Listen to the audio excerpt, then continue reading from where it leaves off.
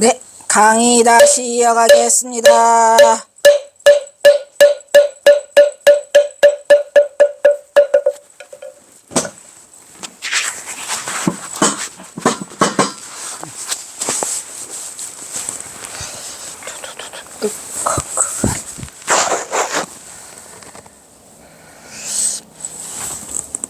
천장암으로 돌아왔죠.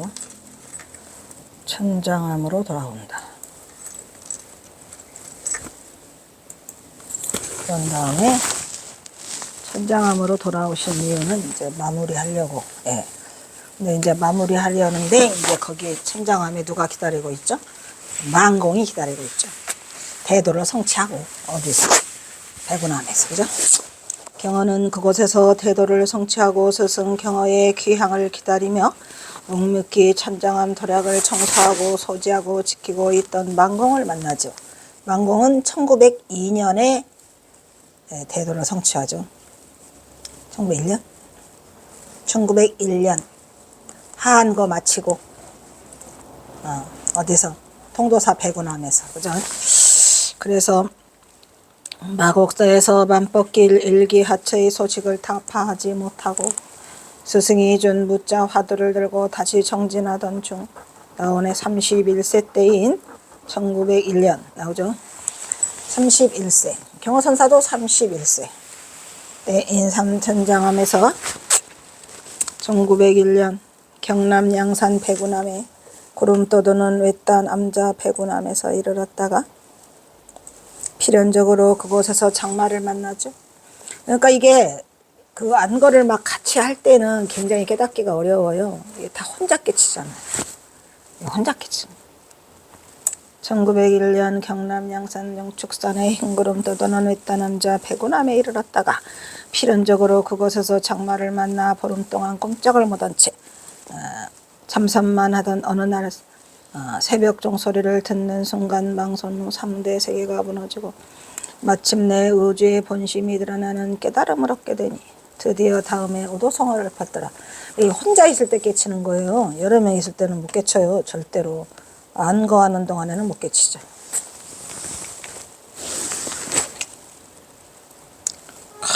뭐써요? 청정반야라니요. 깨끗한 반야의 단초. 청정반야란. 반야를 청정이라고 했네요. 또 단초가 나오네요. 응? 시시토 토하되네요. 반야를 토해내고 있네요. 오도성이랍니다. 이게. 때때로 깨달음의 향기를 토해내고 있네. 그러니까 여기서 난초를 갖다 깨달음의 향기로 토해내고 있다고 얘기하고 시죠. 시시때때로. 야긴 여시에 만약에 옆에 사람이 여시에 이렇게 이와 같이 깨달은다고 알면 응? 여시 야긴 만약에 사람이 이와 같으면 두두 비로사요. 두두 물물이 다 피로잖아 부처님이요. 그러죠? 두두 물물이 비로사 비로잖아 부처님이구나. 그러니까 이제 이 만공 스님이 깨친 경계는 아마 반야의 경계가 향기를 뿜어내고 있고 두두물물이 비로자나라는 거죠. 비로자나가 뭐지 우리가? 법신이란 얘기잖아요. 법신. 그러니까 법을 깨달으신 거예요 지금. 청정법신. 이로써 만공은 백천삼묘 무량묘기를 걸림없이 통달하여 장부 일대사인 생사의 큰 일을 마친 것이다. 그때가 만공의 나이 31세 신축년 1901년이라 그랬죠. 하한 거 마치시고 이제 그 만행을 떠나려고 하는데 장마가 왔어요. 그래서 보름 동안 꿈쩍하지 못하고 그냥 그 백운암에서 어떤 노인네가 일러주죠. 내 암자가 피어 있으니 여기 와 있어라 라고 해서 장마비에 그나마 또 거기가 또 토벌꾼이가 나와요. 장마비에가 이렇게 있는데 어차피 이 강물을 건너면 그 토벌꾼 놈들이 스님들을 불러다가 일시킨다고 가지 말라고 하지요. 이제 그게 이제 이 대오를 성취하게 하는 계기를 만들어주는 인연이 일어나는 건데 그렇게 해서 백운암에 꼼짝 못하고 있다가 거기서 대도를 성취하는데 이게 다 인연이 있는 거죠. 그때가 만공의 나이 31세 신축년 7월 15일 나오죠. 7월 15일이 뭡니까? 하한거 해제일이죠. 일 마친 대소사로서 이제 만공의 생활은 고달프면 밥 먹고 피곤하면 잠자는 그런 생활이 전부죠. 이게 뭐예요? 무사인. 이것은 경화가 동학서에서 오무비공처의 소식을 다 파하고 조실방에서 뒹굴며 배고프면 밥 먹고 피곤하면 잠자는 그것이었다. 이제 만공이 스승의 경지를 밟으며 전장하면서 보임을 하고 있었던 것이다. 참 이 깨닫는다는 거는 말이죠. 굉장히 집중을 해야 돼요. 하다가 또 하고 그게 아니고 이 만공 스님도 지금 이제 24살 때 탈출해가지고 어디 갔지요? 거기 가가지고 하다가 또 안 되고 막 찌들찌들 해가지고 이제 결국은 또 서산 부석사까지 왔다가 또 어디까지 해인사로 갔다가 아니 해인사가 아니다. 범어사로 갔다가 또 해인사로 갔다가 또 여기까지 와서 결국은 통도사에 와서 깨치는 거죠. 1904년 2월 11일 천장암 인법당 청장선실중 이거는 경허선사가 쓴 거예요. 천장선실중이라고. 드디어 경허는 만공의 법포를 줘. 인제서 만공이에요. 그동안은 월면이지 뭐. 법포를 주고 월명에 전법계를 내리면서 남쪽 불교의 수호를 부탁한다. 나는 간다. 그날 새벽 제달이 밝기도 전에 제자 만공의 마지막 배웅을 받으면서 신새벽에 후련히 떠난다. 다음은 천장암에 있던 경화선사 전법계의 전문이다.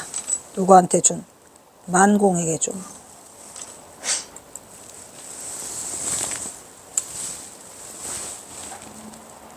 이건 금방 한 거네 또. 야, 그 다음에 또 뭐라 여기도 지금 그게 없어요. 이거는 또 주석으로 밑으로 달아가지고 무늬 없는 도장을 부촉하여. 무늬 없는 도장이 뭐죠? 참 무늬 없는 도장이라는 게 벌써 선이라는 걸 알 수 있죠. 무늬가 있다면 선이에요, 아니에요? 자, 무무늬.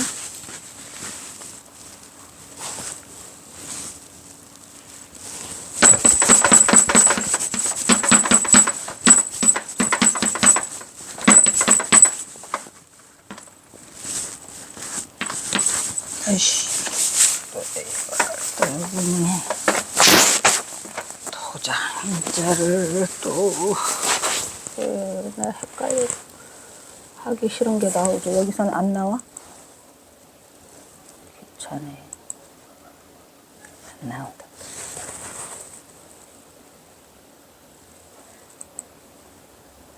가장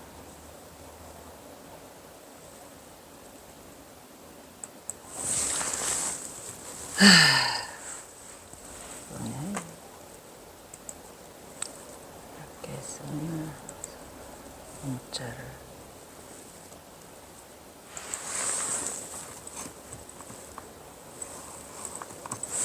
나도 이거 하기 싫은데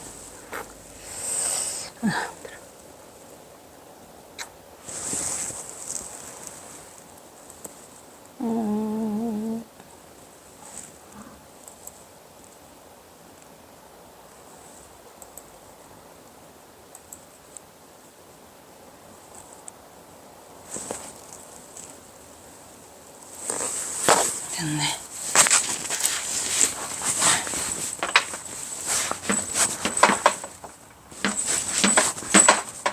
무늬.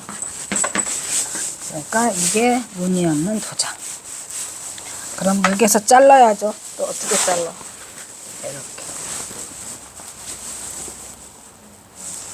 왜 자르는지는 알지?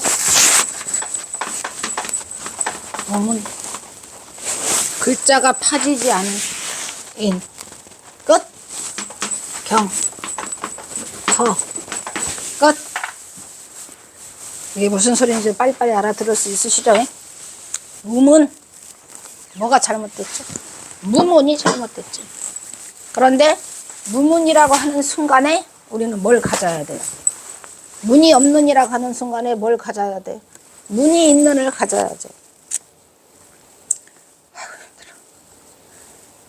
도장은 무늬가 있나요? 끝. 됐죠? 됐죠?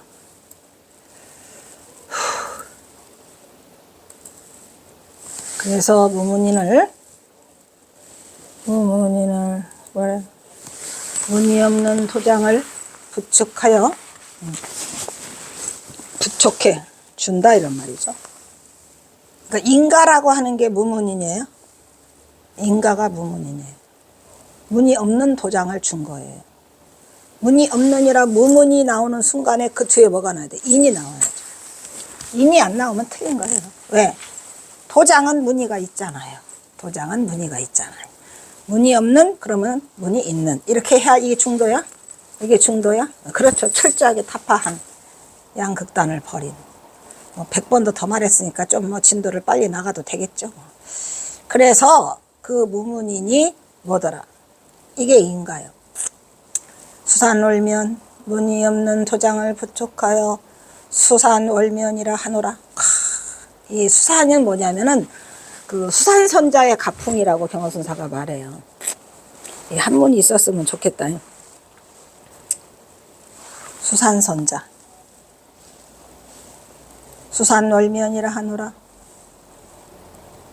주장자를 잡아서 탁자를 한번 탁 내려치고 요것도 그거에 다 돼 있어요. 그 원문으로. 주장자를 잡아서 탁자를 한번 내려치고 말하기를 정해야만. 주장자를 잡았다. 탁자를 쳤다. 탁자를 쳤어요. 주장자를 잡았어요. 탁자를 쳤어요. 탁자를 쳤어요. 그럼 뭐야? 탁자를 쳤어요. 그리고 경선사가 뭐래요? 쳤어요. 쳤어요. 다만 이 말소리가 이것이니 이 말소리가 이것이니 지금 깨달은 자에게 인가를 주시면서 하는 지금 일거수일투족인데 주장자를 경선사가 딱 잡아서 탁자를 탁 치면서 바로 이 말소리가 다만 이 말소리가 이것이니 나라여 보라. 이 무슨 도리인가? 이게 무슨 말이죠?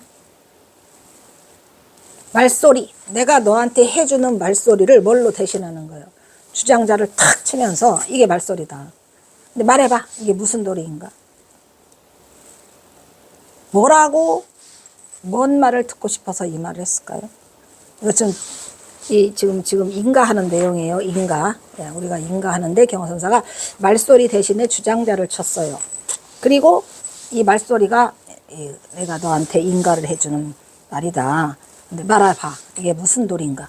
탁 치는 그 도리가 무슨 도리인가? 이게 뭘까요? 또한 한 번 탁자를 또 내리치고 이르기를 웃음 한 번이 어디로 갔는지 모르겠구나. 웃음 한 번이 어디로 갔는지 모르겠구나.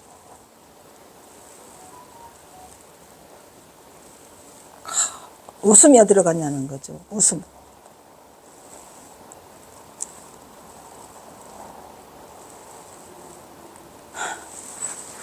안면에 봄 불빛이 푸르기가 쪽빛 같도다. 이거는 안면도 있잖아. 안면도. 그죠? 서산에서 천장함에서 보면은 서해 바다가 보이고 안면도가 보여요. 그 봄의 물빛이 푸르기가 쪽빛 같더라. 요거는 선지가 들어있지 않은 말이잖아요. 지금. 안면에 봄 불빛이 푸르기가 쪽빛 같도다. 지금 핵심이 뭐죠? 주장자 쳤는데 이게 내가 대신하는 말인데 이게 무슨 도리냐. 그리고 웃음 한 번이 어디로 갔느냐. 웃음. 내가 일소를 했는데 그 웃음이 어디로 갔느냐.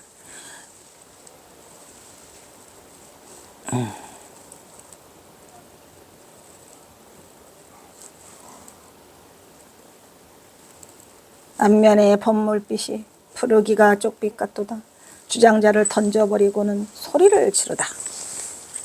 여기서 소리를 지르려는 뭐 갈 뭐 이런 거를 하셨겠죠. 이게 원문이 제가 없네. 전법계가 있나 여기?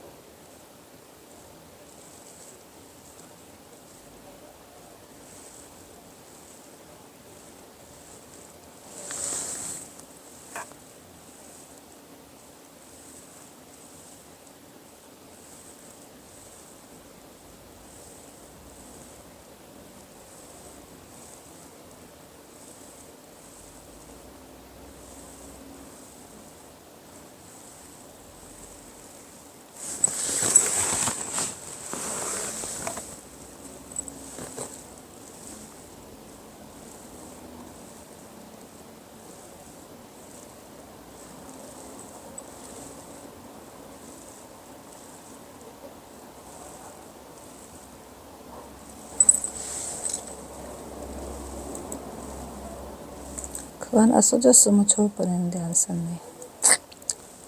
안타깝다.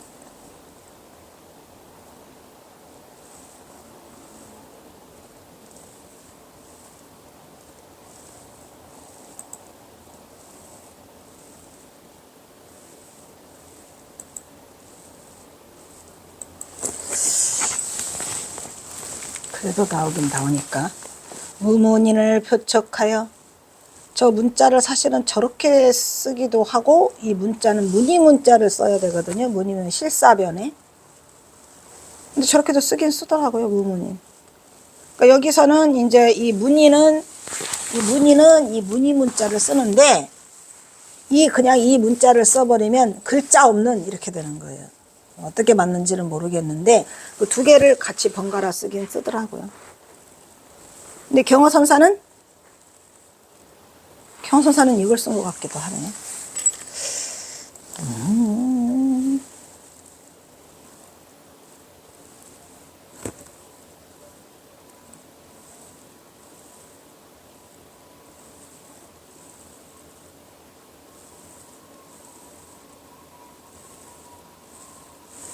경어선사는 무문인을 썼다.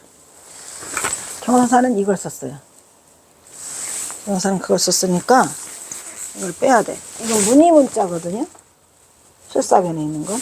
문의 없는 도장이나 글자 없는 도장이나. 경어선사는 이걸 쓰셨어요, 지금. 근데 이 문의 없는 도장도 쓰긴 써요. 문의가 없다 그러면은 저걸 쓰고, 글자를 쓰면은 그냥 문자를 쓰는데, 지금 경어선사는 원문에 보니까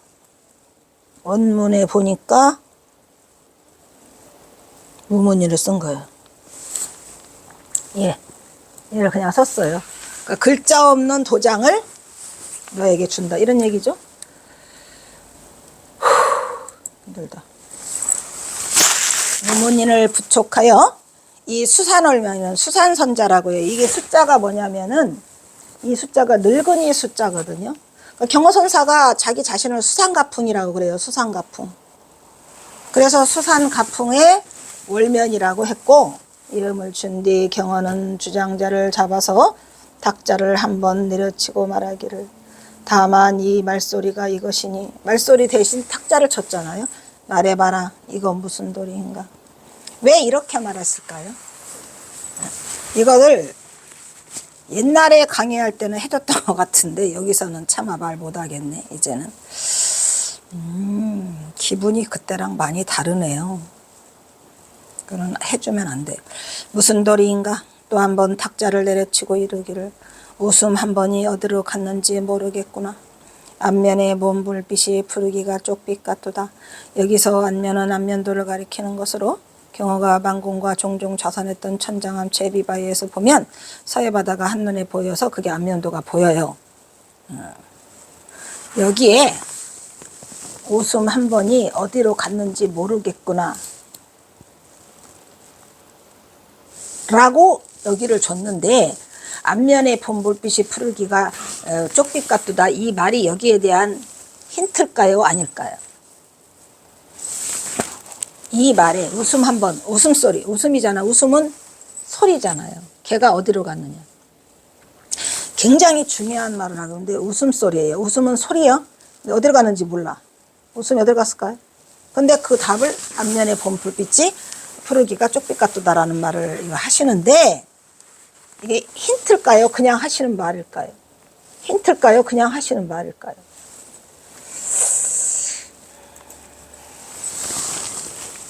그리고 나서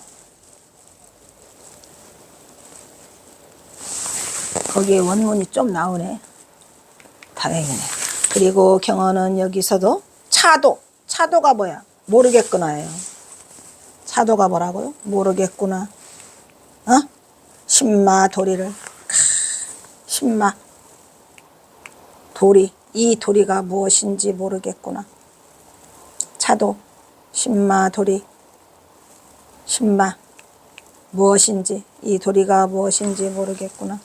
웃음 한 번 어디로 갔는지 모르겠구나.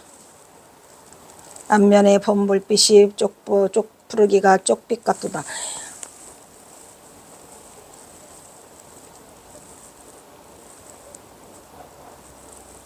일소. 일소. 그래서 설명은 조금 해줬네요. 여기서 일소. 춘수벽. 봄 불빛이 푸르다.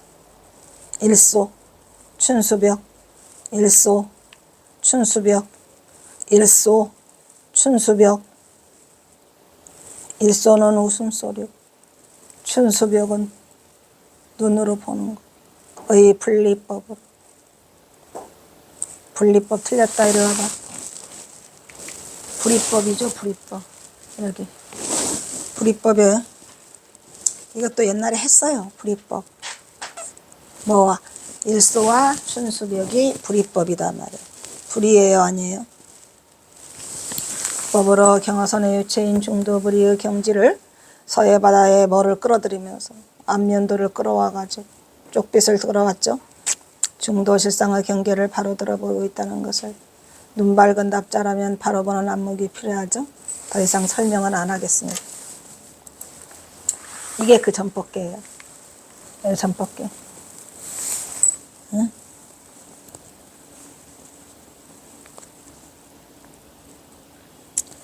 뭐라고 쓰면 여기에 보면 이게 부촉한다라고 써 있잖아요. 무문인을 부촉한다. 그리고 여기 늙은이 숫자죠. 수산선자 대가풍. 이 수산선자의 대가풍이라는 말을 계속 쓰죠. 왜냐하면 경화선사가 문중이 수산선자라고 하잖아요. 이거는 뭔지 법산 기. 이거는 여기는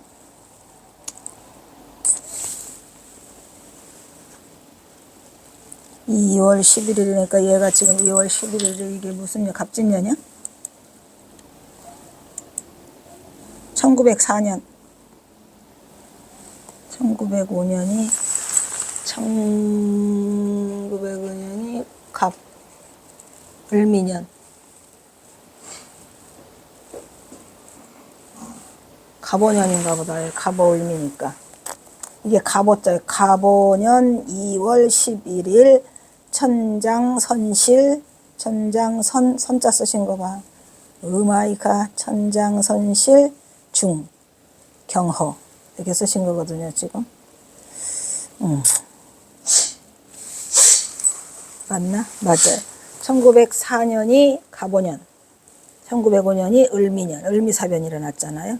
그러니까 1904년 이게 갑오년이라는 뜻인 것 같아 지금. 예. 글자가. 그 다음에 먼배, 먼산, 잘 모르겠다. 단법산, 공풍. 근데 너무 부셔서 이로써 저기 어디인가 있는데 번역해. 이로써 경어의 법맥은 만공으로 전수를 마치니 경어는 불조 법맥 책 75조요 만공은 76조가 되었더라. 에이, 한번 해보고 가자.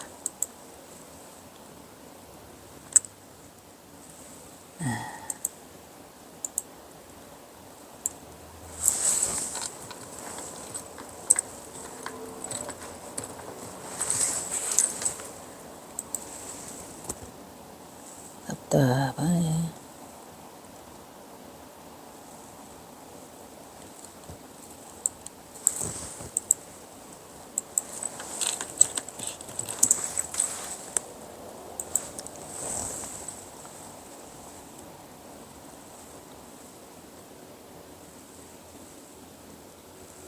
이런 거 하나도 안 해놓으면 어떡하나.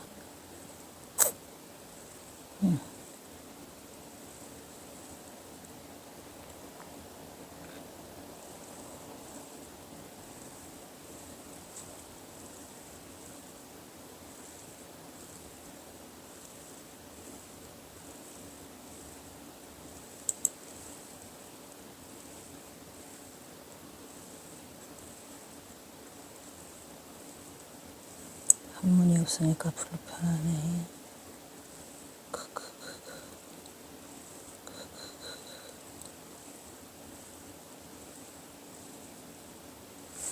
그렇죠. 없어.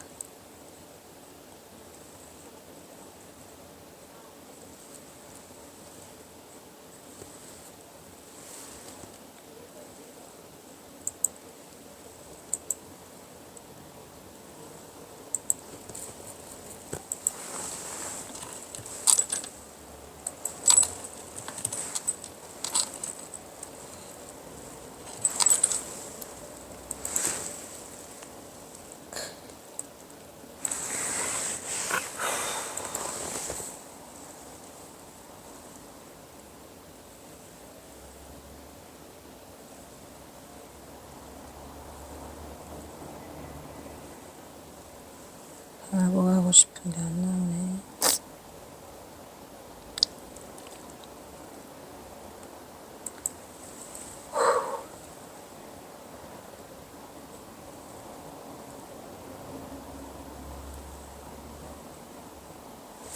대단해요. 요즘엔 참. 너무 후져. 너무 후져.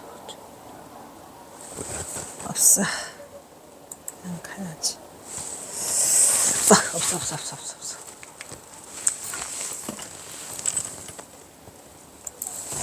북녘 자긍시의 중도부리.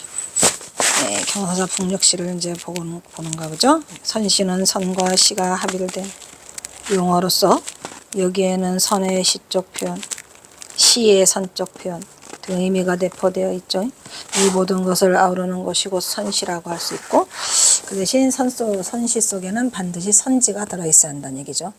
경어의 시 속에는 여러 내용들이 다양한 소재와 더불어 자신의 의지를 복합적으로 드러내고 있는 것이 경어시의 특징이라고 말할 수 있다.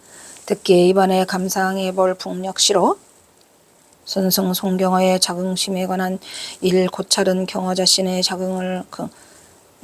경어 자신의 긍지를 한껏 드러내었다. 어떤 시를 소개하면서 지금 경어 선사의 긍지를 한껏 드러낸다고 할까요?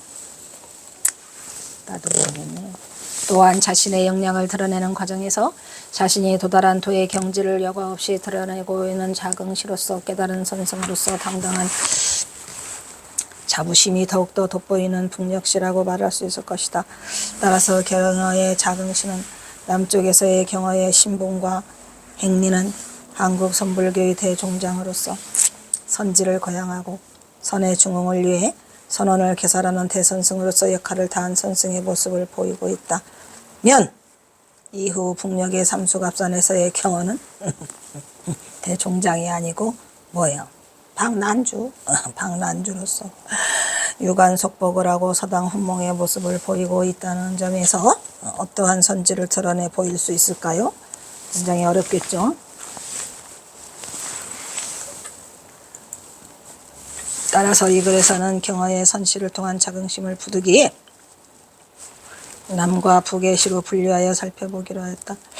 경어성어의 정체성과 자긍심은 그동안 사려본 것으로 충분히 확인할 수가 있었다.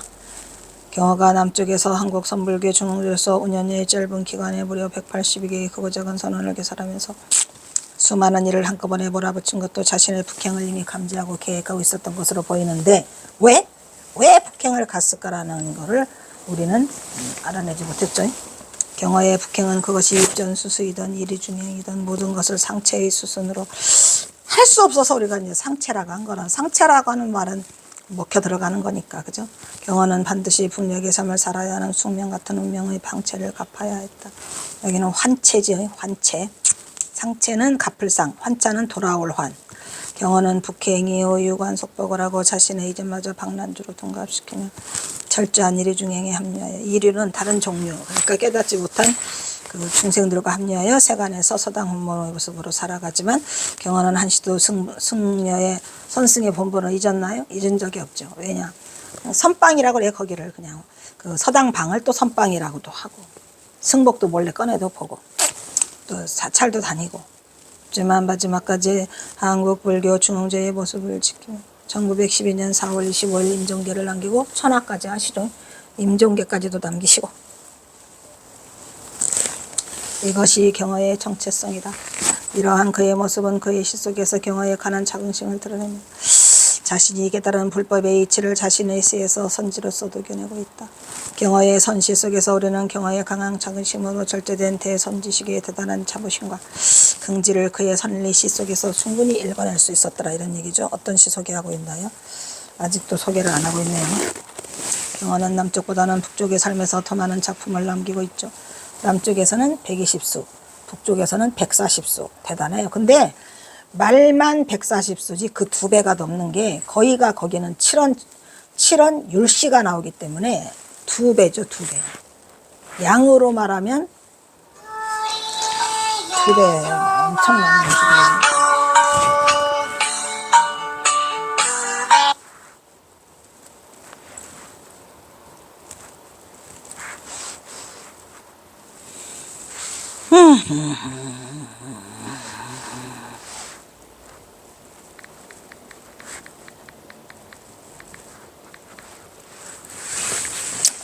그래서 경어는 남쪽보다는 북쪽에 하면서 더 많은 작품을 남기고 있는데 무려 169수의 선시로 그의 삶이 식녀의 신분을 숨기고 산 비승비속이다 보니 아무래도 그 속에 친부는 유생이나 선비들이 주로 많이 등장하고 있더라. 그런 얘기죠. 그리고 또 길게 많이 썼었어요. 5원절시구나 5원율시가 아니고 7원절구도 아니고 7원율시로 막 그냥 8줄로 막 쓰시죠. 인풍루에 앉아서 판창차운하다를 지금 해서 이거를 쓰셨군요.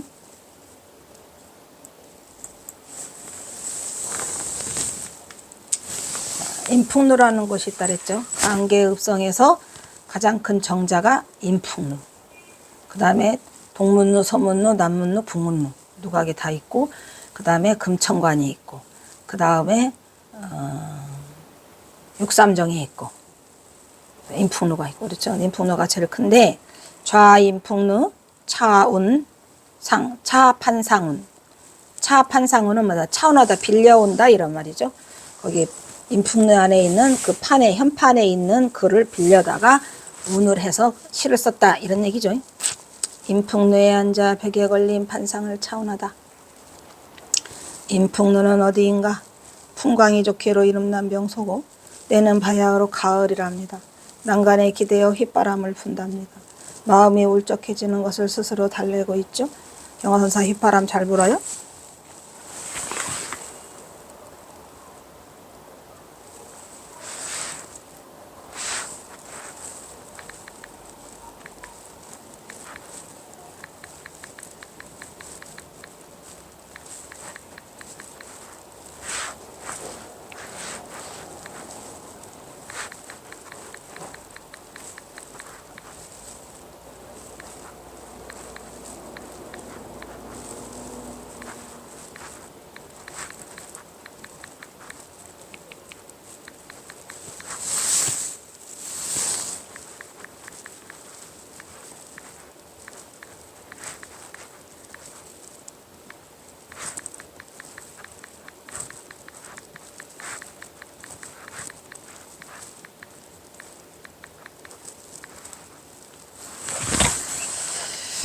인풍루는 어디인가? 마음이 울적해지는 것을 스스로 달래고 있다. 경화선사가 간계읍성에 오셔가지고 이 경화선사는 폼생폼사라 그 시를 쓰실 때도 항상 그 누각이나 그죠? 예, 그런데 가수 쓰시지 그냥은 안 써요. 누각 내지 정자 아무리 못해도 예, 그런데 쓰시는데 여기서 이제 앉아서 인풍루에서 쓰셨다고 하니까 좀 여유가 있으셨는지 판상차운을 많이 하시죠. 범어사 보제루에서도 판상차운. 그래서 환성지안의 시를 판상차운 해가지고 그까지 금이나 유무라 아무데나 걸어놓아라 이렇게 써있죠. 그래서 좌인풍루 차판상차운 해서 판상운 인풍루에 앉아 벽에 걸린 판상차운하다. 시가 궁금해요. 여사가 어떤 시를 썼길래 북녘에서의 자부심을 드러내고 있는지 궁금하죠. 처음으로 오셔서 이쪽에 지금 쓰신 것 같아요. 서번 웅진 일고루요. 서쪽에 있는 서쪽에 있는 변방에 웅장하게 서 있는, 그죠? 큰 고을에 일고루 누각이 크게 서 있어요. 가면은 어떻게 크게 서 있죠? 거기 강계읍성이라고 크게 써 있어. 이름이 뭐라고 써 있어요. 그러니까 이거는 뭐냐면 서쪽 변방 큰 고을에 높은 누각 서 있네. 이거는 뭐냐면 강계읍성이 굉장히 당당한 위풍을 자랑하고 있는데, 왜 강계읍성은 당당한 위풍을 자랑하고 있다 그랬죠? 옛날에는 이름을 쩌렁쩌렁 날렸던 곳이에요. 왜냐하면 그 강계가 변방이지만 그 우리나라의 우리나라를 지키는 최고 변방의 마지막 보루라, 외국이 침입해 오는 것을 막기 위해서 굉장히 웅장하게 했던 그 말을 지금 이 고루라고 쓰고 있어요. 지금, 그죠? 그래서 뭐라고 그래요? 서쪽 변방. 그 강계가 지금 서쪽 변방에 있잖아요. 그죠? 이 긴 휘파람은 뭐를 썼다가 웅소를 이거 지금 이거를 썼나?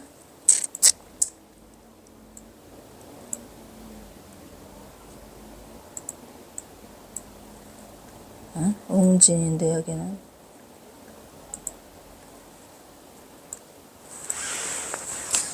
서쪽 변방에 웅진 일거르요.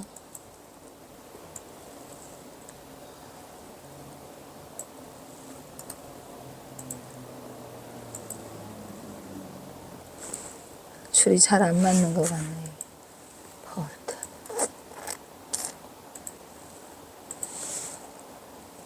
헌.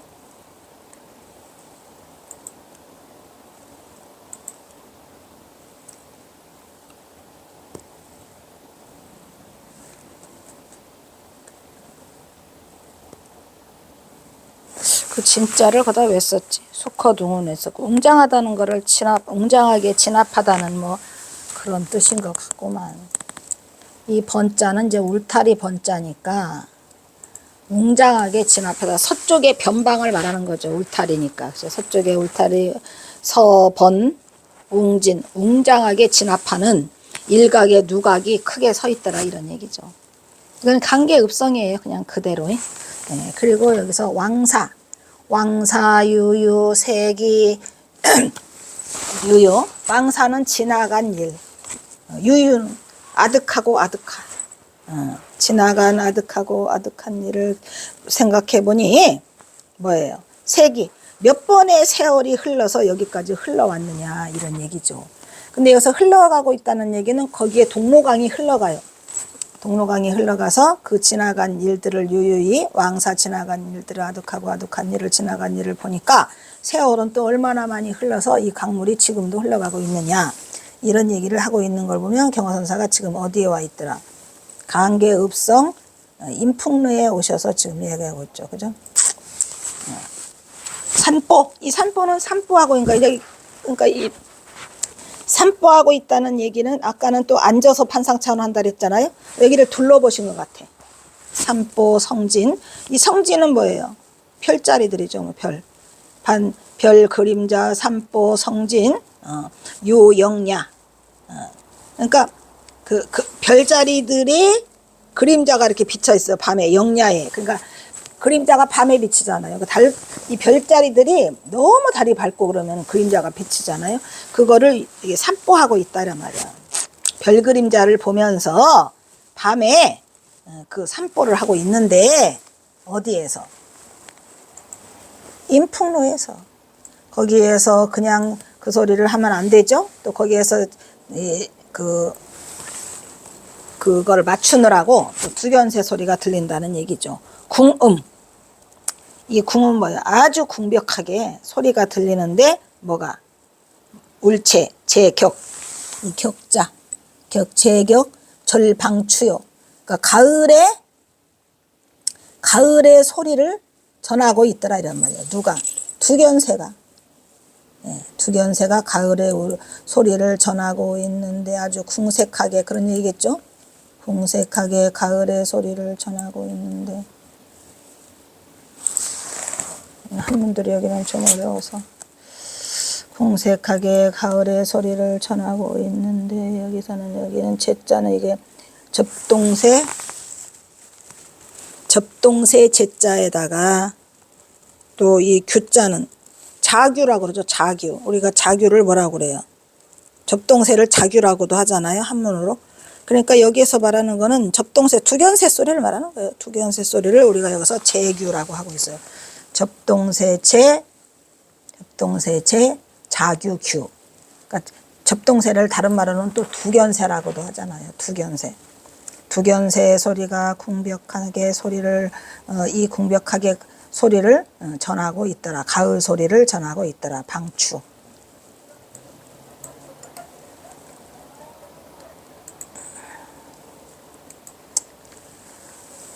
제규. 이거는 무슨 절자야? 이것은 또 이것도 거끌 절자죠. 이거는 해야 돼. 이거를 지금 여기에 지금 해석을 안 넣었어요. 저 거끌 절자를 넣어야 돼. 끊어지듯 이어지듯 이렇게 이거를 넣어야지 이 시가 살아나요. 그죠?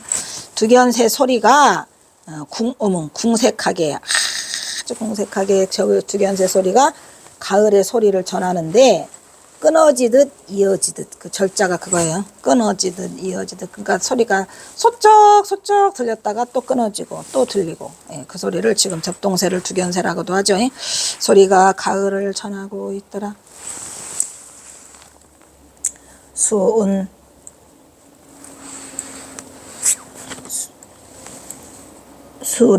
수련자죠. 수련영해 헌해곡이에요. 헌천곡. 이거는 헌이라고 하는 것은 뭐예요? 요란스럽다. 헌사타 하잖아요. 그래서 이 헌자는 요란스럽게 천곡의 소리를 내면서 흘러가고 있어요. 누가? 이 바다로 흘러가는 물소리가. 요란스럽게 천곡의 소리를 흘러가고 있으니까 그 소리가 아주 이 소리 냈다 저 소리 냈다 복잡하다라 이런 얘기죠. 절자 아까 자를 절자 그거 놓치면 안 된다고 말했고 여기서 지금 이 영해라고 하는 것은 이 영해는 이 영자가 이게 큰 바다 영자예요. 큰 바다. 그러니까 여기서 지금 뭐냐면 그 동로강이 흘러가는데 어디로 빠져요? 서해바다로 빠져요. 동로강이 흘러서 압록강을 지나서 서해바다로 빠지니까 그 부근에 강계읍성 부근에서 이제 큰 바다로 빠지는 소리가 들린다 이런 얘기를 말하는 거죠. 아까 서쪽 변방이라고 강계읍성을 말했죠. 서쪽 변방이니까 서해로 이 강물이 흘러가요. 동로강이. 그러다 보니까 큰 바다로 흘러가는 이 물소리가 아주 천곡만곡으로 소리가 요란하더라라는 것을 헌사타라고 지금 이제 헌천곡. 그래서 요란스럽게 소리를 내면서 흘러가고 있고 그 다음에 산의 입구에서는 산의 입구는 요원하게 연관지어 갖고 쭉쭉쭉쭉 이어져 갖고 촉만두. 촉은 뭐예요? 이게 뾰족뾰족할 촉이죠. 몇 봉오리들이 그냥 얼만큼 만 개가 이어진 것 같더라 이런 말이에요. 여기는 만두고 아까는 천곡이고 그러니까 그냥 여러 가지 복잡한 소리가 많이 나는 거를 경어선사가 천곡 만두로 지금 표현을 하고 있고요. 그게 산악이 막 쭉 입구부터 이어져 있는 거죠. 그러니까 그것도 거기에 강계읍성이면은 무슨 산맥이 흘러갈까요? 낙림산맥인가 보다. 낙림산맥. 그래서 산이 쭉 이어져 있는 곳이 뾰족한 봉우리들이 총우리들이 만 개가 이어져 있는 것 같더라 이런 얘기고 물소리는 천곡에 되는 소리가 환사스럽게 요란스럽게 들리고 있더라 이렇게 해서 지금 강계읍성을 지금 묘사하고 있잖아요. 강계읍성을 묘사하고 있는데 이제 경어선사가 자기 자신의 관계를 드러난 그 이야기는 이제 두 줄이에요. 그러니까 이 칠원 절구나 칠원 율시 같은 거는 절구는 뭐 짧으니까 셋째 줄에 나타내지만 칠원 율시 같은 것은 7, 8년에 다 나타내요. 일곱째 줄, 여덟째 줄에 자기의 정서를 드러내요. 드러나게 생겼죠. 타하. 이거 타자는 뭐예요? 기댈타라는 타. 사란. 이건 사는 뭐예요? 서양이 석양이 지는 곳에 비스듬히 난간에 기대 가지고 이런 얘기죠. 타하사란 장소리비요. 장소는 뭐요? 이 휘파람 소자잖아요. 이거. 그러니까 휘파람을 길게 분다는 얘기예요. 휘파람 잘 부는 사람들 있죠. 경선사 휘파람으로 엄청 잘 부르셔서 휘파람으로 노래도 불러요. 잘 안 되지. 그게 쉽지 않죠. 그래서 장소를 긴 휘바람을 난간에 기대서 사란 있잖아요. 사란 난간에 비스듬히 기대서 긴 휘바람을 서서 이렇게 해서 아래로 타하 아래로 쳐내니 이런 얘기죠. 휘바람을 풀어내니. 지금 장소가 높다는 얘기예요. 난간에 기댔다는 얘기는 그 인풍느라는 그 위에 있고 아래는 강물이 막 흘러가는데 어디로 큰 바다로 영해로 흘러가고 있고 그 다음에 그 소리가 막 요란스럽게 천곡이나 들리고 또 산은 보니까 쭉 산맥이 이어져 있는데 그 산맥이 낭린 산맥인지 뭐 저기령 산맥인지는 모르겠지만 하여튼 산맥이 이어져 있는데 봉우리들이 막 몇만 개나 막 이어져 있는 것 같더라 이런 얘기죠. 관계읍성을 묘사하고 있고요. 그래 놓고 뭐라고 말해요. 여기 장부 기우 장부 내가 장부야? 경선사가 내가 사나이 대장부가 기유 어찌 있겠는가 뭘 등한심 등한수 등한이 우리가 등한이라는 거야. 공연히 쌀데기 없이 이런 얘기죠. 공연히 쌀데기 없이 너 때문에 수심에 잠기겠는가 이렇게 해서 자기 자신이 지금 변방으로 처음 와가지고 인풍루에 올라가가지고 이 주변 환경을 보면서 내가 공연히 어디 인풍루에 기대가지고 휘바람을 불어대는데 대장부가 어찌 공연히 수심에 잠기겠느냐 나는 수심에 안 잠길 거다 라는 장부의 기계를 지금 드러내고 있는 시죠. 그래서 이 시에 이거를 보면 남쪽하고 확연히 다르잖아요 지금. 그래서 우리가 여기서 사나이 장부가 뭐 달라고 공연히 수심을 하려라는 거에서 전봉준 장군과 관계돼서 갖게 된다는 것을 알았어야 되는데 전혀 몰랐죠. 전혀 몰라서 아유 사나이 장부는 뭐 이렇게 좀 감상에 적거나 그런 걸 하지 않는다라고 그냥 치부해 버렸지만 이 속에는 이미 경호선사가 전봉준 때문에 온 그 서러운 그러한 그 슬픈 사연을 지금 경호선사 스스로가 뱉어내고 있는 거잖아요. 사나이 장부가 뭐 하려고 공연히 등한이 수심에 잠기냐 이런 얘기예요. 등한은 뭐야? 무심결에 아무 생각 없이 쓰잘데기 없이 라는 뜻으로 등한이라고 하죠. 등한이 아무 생각 없이 라는 뜻이 등한이에요. 에휴, 그래가지고 경호선사가 이렇게 첫 번부터 뱉어내는 거를 우리는 알지 못했어요. 그렇다고 이 시가 북쪽으로 간 첫 번째 시는 아니에요. 첫 번째 시는 뭐였죠? 강봉원에게 주다지요. 뭐 강봉원에게 주다. 어디에서? 아이고 시간 너무 많이 지났다. 미치겠다. 49분. 여기서 끊겠습니다. 또 욕먹게 생겼네. 욕 바가지로 먹게 생겼어. 49분이 뭐냐? 10분.